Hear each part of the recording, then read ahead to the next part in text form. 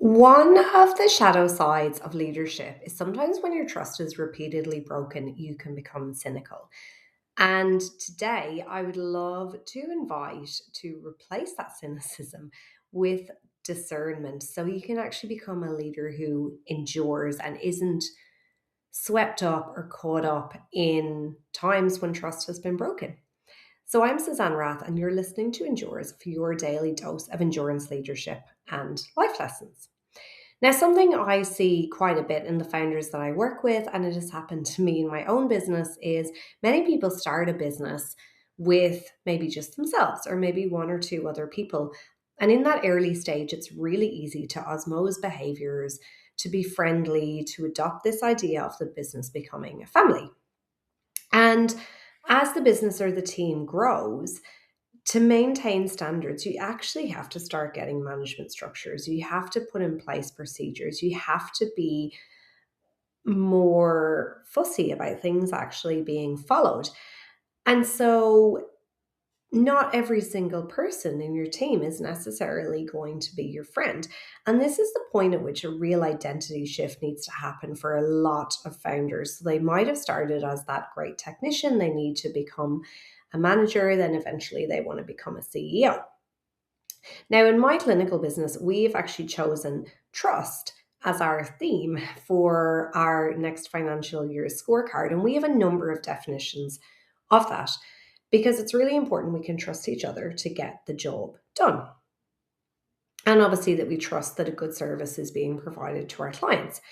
But for leaders, I've actually broken trust down into four separate types of trust that we can give. So we can really start to be more discerning about the people that we put into our support systems and intentionally build the right support systems around us to thrive. So, support systems being really what underpins that whole endures framework. So, the first type of trust is professional. And this is where you need to have people around you with character who are consistent, who take ownership, who fix their mistakes, who you can rely on to do the right thing, even when you're not in the room, who can disagree with your opinions without being defensive. And who generally apply good judgment. So it doesn't mean that they're perfect, but it means that they have good professional character, that you can trust them to get most things done. It also does not mean it needs to be 100% done how you would like it done, but you can trust that person to do the right thing. The second type of trust is friendship. And this is what we often mistake in the early phases, or people that have been around for a long period of time. We can start to mistake longevity as trust. But the thing about friendship is one, friendship is a choice. Two, there's a level of reciprocity in a friendship. And if you, as an owner or a leader, are earning friendship by enabling or by constantly giving, and you don't feel like you're actually seen or loved as a human being the way a friend would love you, then that's not a real friendship. So that's really, really important. And that can hurt. There can be a level of grief involved with that. But as part of that identity shift, it's important to start getting your friendships from other places.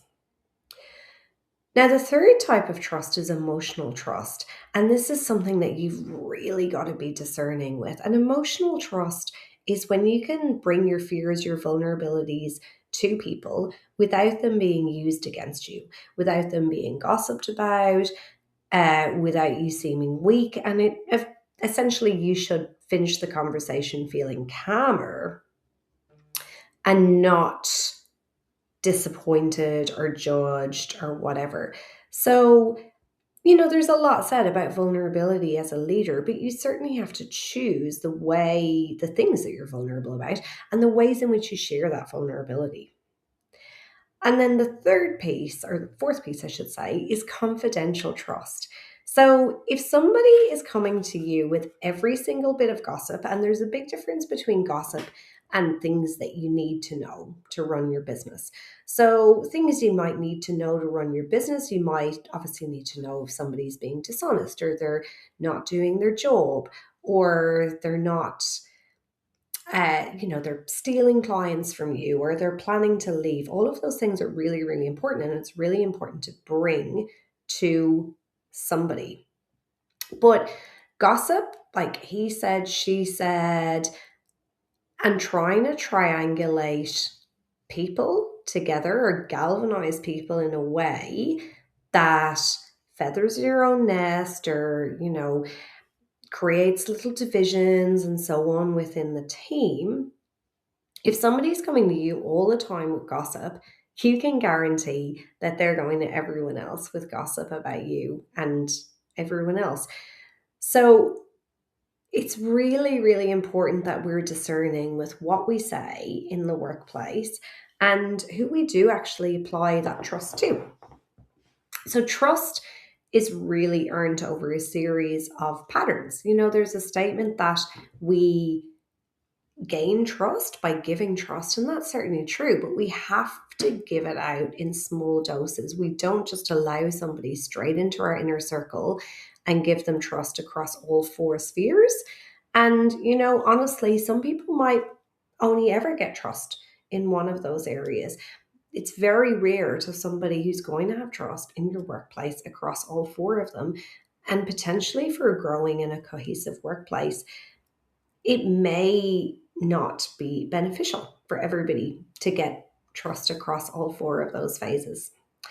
So I'm just going to leave you with the thought that enduring leadership is really about getting crystal clear on this so that you can shift your identity, so that you can continuously think to yourself, how do I build the right support systems of people that I can trust professionally, emotionally, um,